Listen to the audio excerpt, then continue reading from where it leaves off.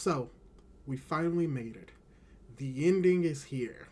This is my final review for My Hero Academia. So, let's hit that intro one last time.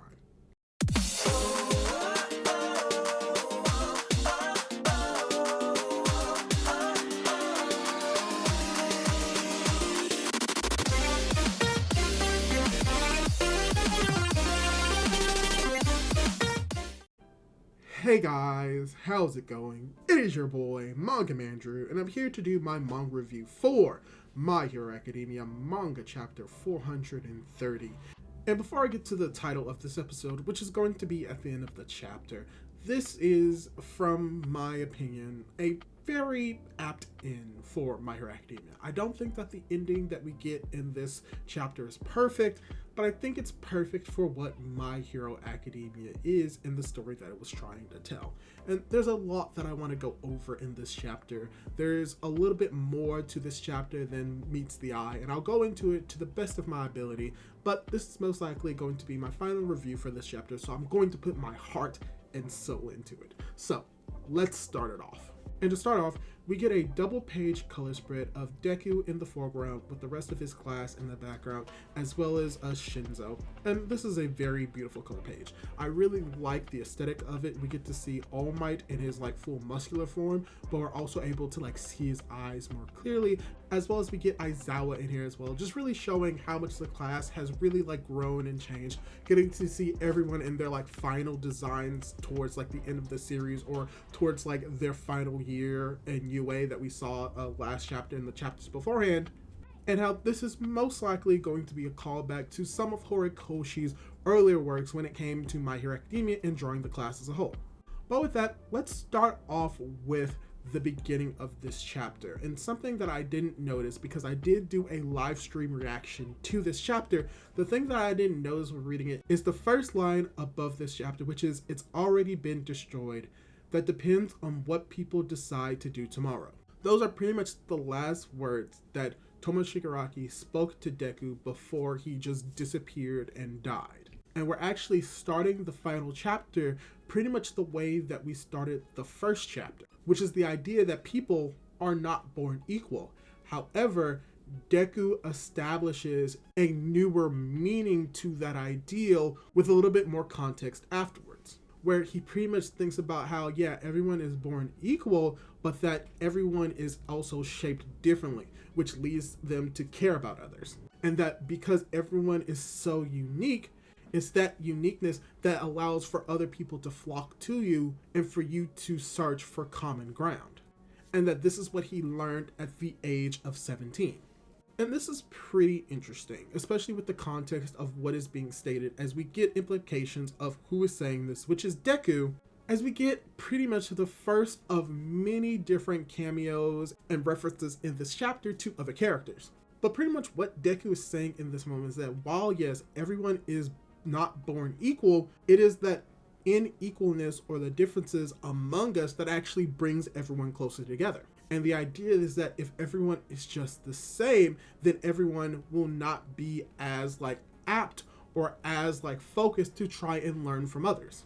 Basically, the idea that conformity is not the best thing that needs to be done for a society to grow and be closer. Which, if that is the note that Horikoshi is trying to teach us, is very interesting that he's saying this in a manga primarily aimed at a society such as Japan, which is very much the idea of collectivism, but also not very much pushing up or lifting up people as individuals, which may show that there is a blend of both Western and Japanese ideologies that Horikoshi is being influenced by, as well as what the manga is being influenced by.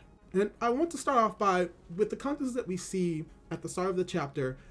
Afterwards, we do pretty much get a montage of everything that has happened to Deku over his entire school year, right before we get that 8-year time skip to the future, where I pretty much pinpointed all of the stuff in the live stream that I had. But to go over some of the more important stuff, we get the reveal of what happened to Mirko, Kamui Wood, as well as Mount Lady, and that they're still alive. We get to see that the students were able to interact with Melissa, which pretty much shows that she's canon within the series. We get a lot of scenes of the students being students in school, as well as confirmation that Gran Torino is still alive and that All Might is able to walk, as well as we get to see more of the confirmation that Deku did lose the embers of One for All, but everyone else is recovering post what happened during the war.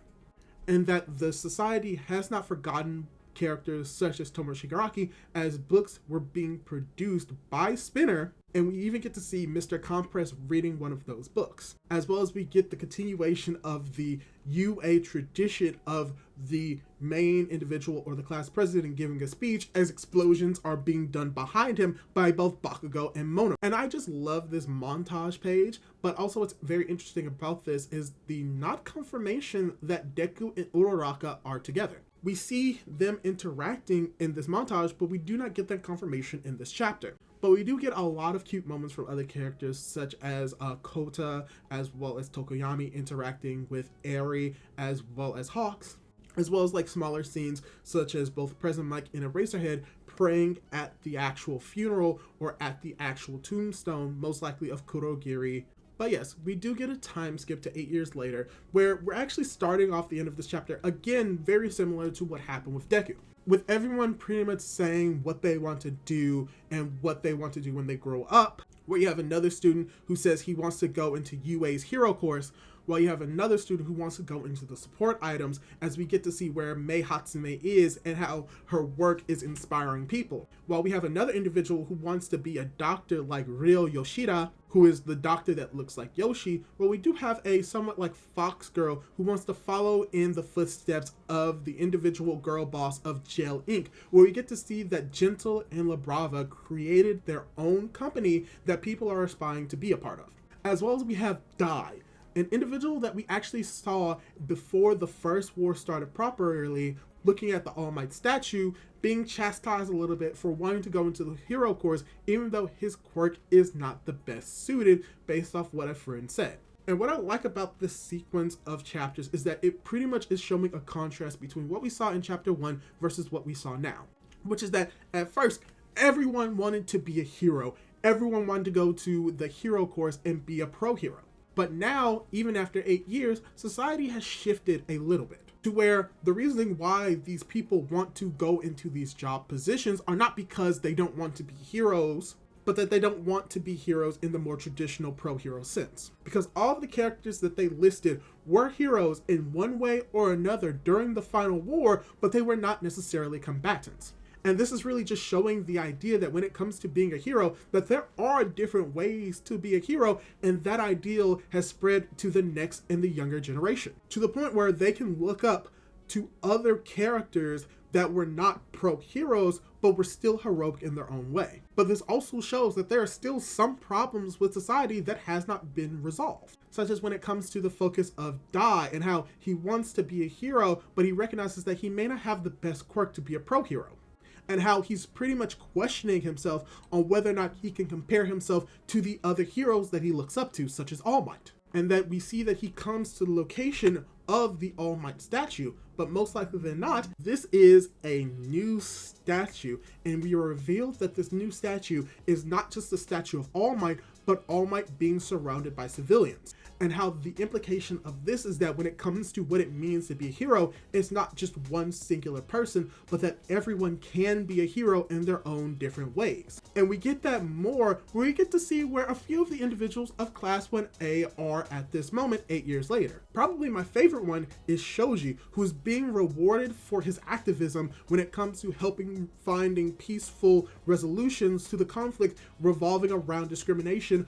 of individuals who have quirks that shape their body differently, which pretty much shows that he wasn't just going to be a bystander or be just a good heteromorph, but that he's been actively taking actions to find solutions to try and resolve racism and discrimination in a peaceful way.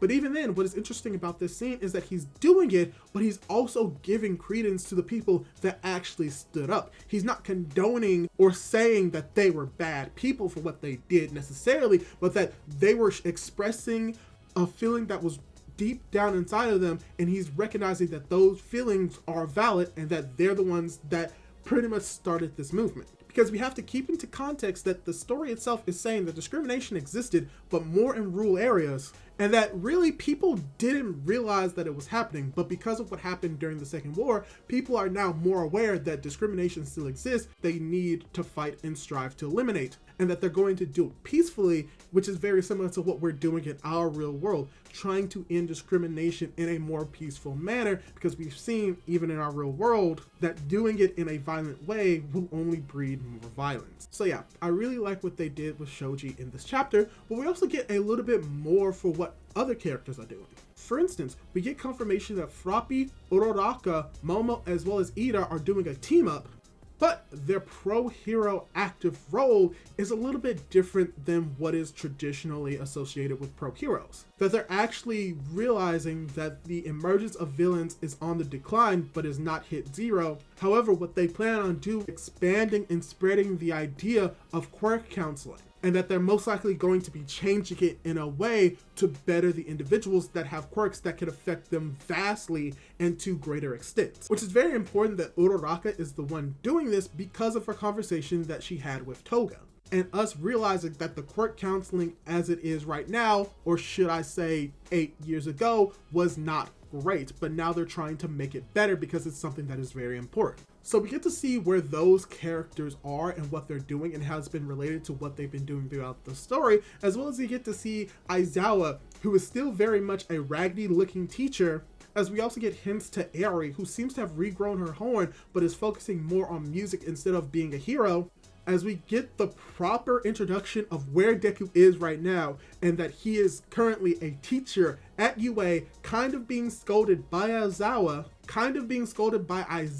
while also making a recognition that Bakugo is going lower on the popularity polls because of who he is as a person. And this is something that I find very interesting. The idea that Deku is a teacher, which makes sense because even though he may have had this initial idea of what it means to be a hero, he does seem fit to be a teacher among many characters within Class 1A. And if anything, he's following the footsteps of All Might after losing his quirk by being a teacher at UA.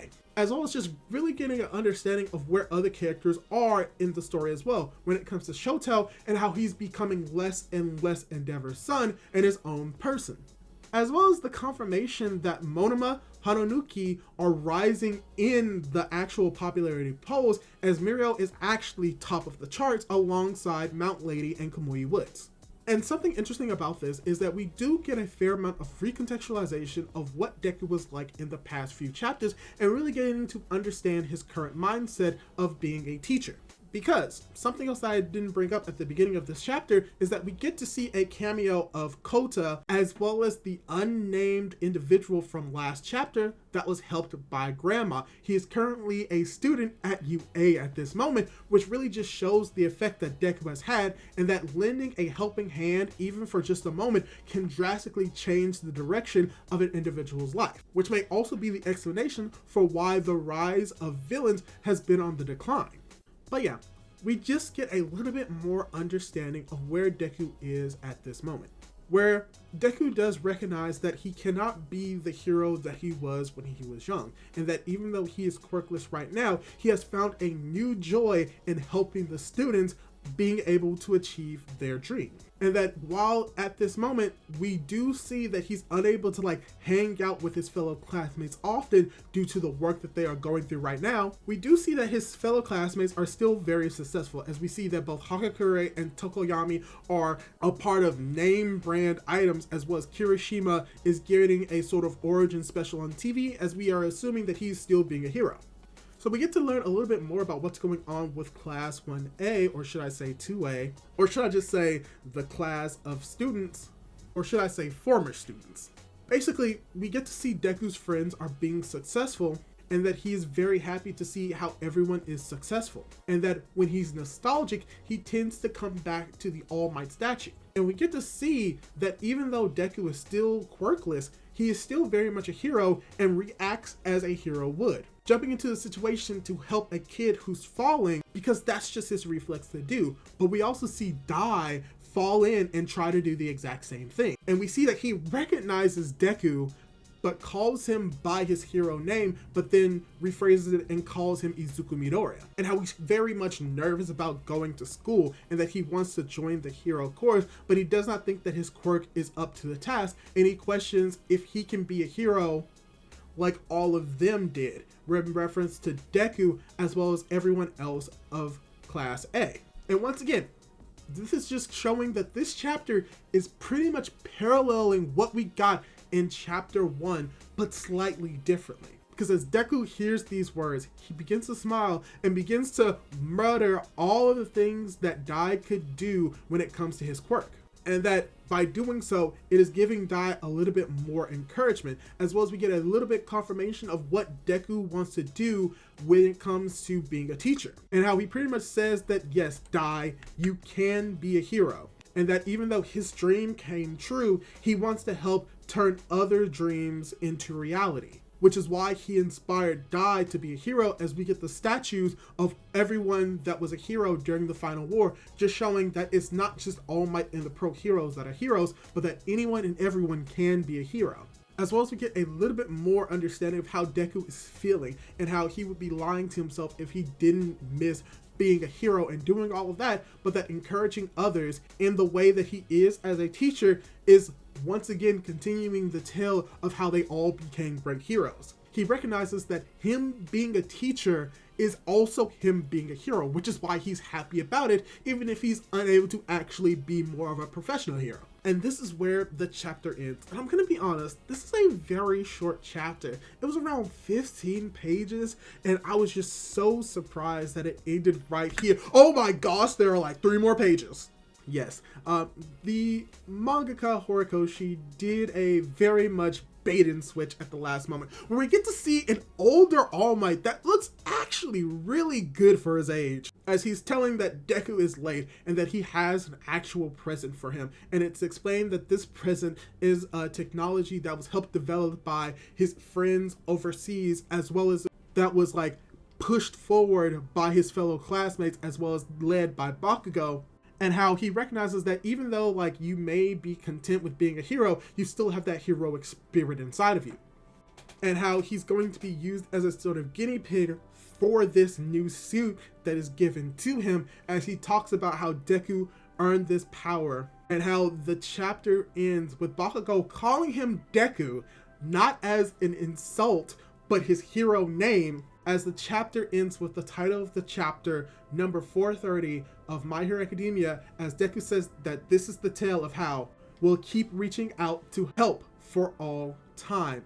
As Hawks talks about how they have so much time to kill, and that traffic has been backed up by a landslide, as most likely the individuals of 1A or Class A are going to help, as we see a sort of short vestige of Tomoe Shigaraki looking out on Deku. And let me just say, I love all of the costumes and all of like the growth that we see with the characters in this final page. A lot of them look like relatively how they looked when they were like around 16, 17, even though they should be like in their mid-20s, which makes sense. They're not really that significantly taller, but a lot of them have like a little bit bigger builds. Uraraka is a little bit more, how should I say, thick. Momo looks as beautiful as ever. But even then, we have characters like Ojiro and Sero. They all look cool. Like all of the characters in this panel look great, except for Hakakure and maybe Aoyama, but they all just look amazing in their new and improved costumes. And probably my favorite of all of them, once again, is probably Shoji, but also Mina, with her horns getting significantly bigger. And what's very interesting about this is that we do not get any confirmation of who in this class are paired up together, which I find to be a very interesting take, and many people may have issues with it, especially when it comes with Uraraka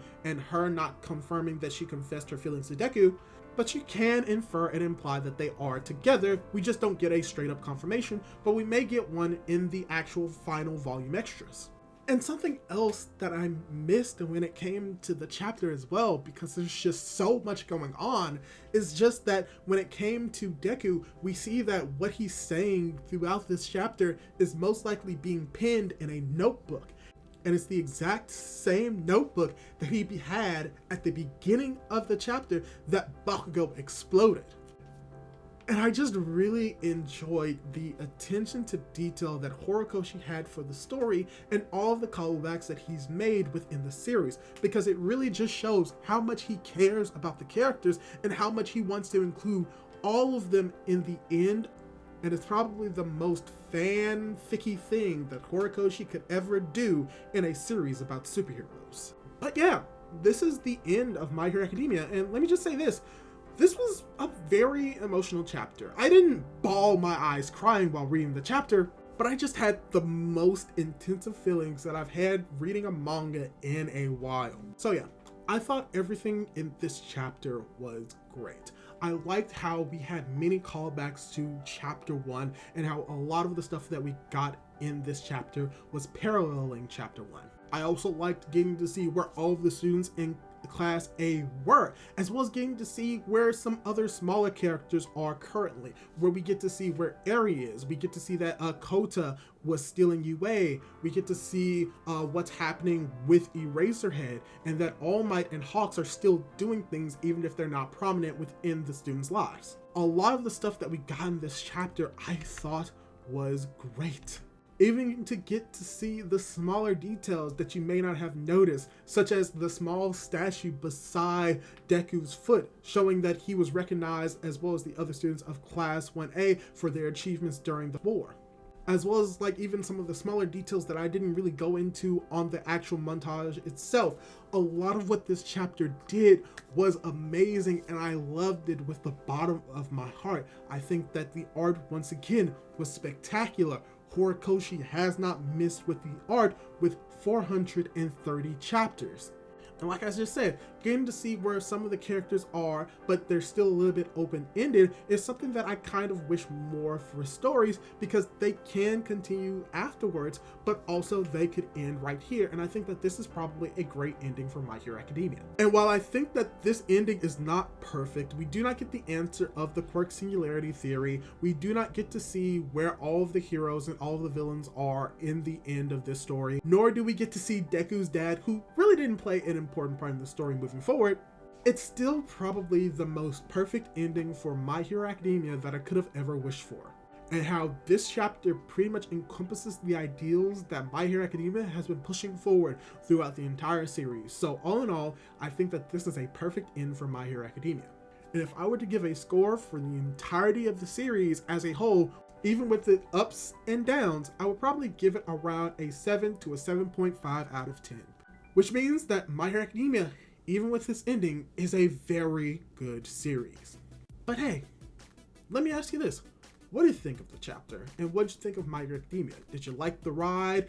And did you like the chapter? And was there anything else that you wished more from the series? Leave your thoughts down below, and don't forget to subscribe to my YouTube channel for more content like this. I promise you, I will be making more My Hero Academia content in the future, reviews or not, so look forward to all of them. And hopefully, I'll be able to catch you in my next video. Goodbye!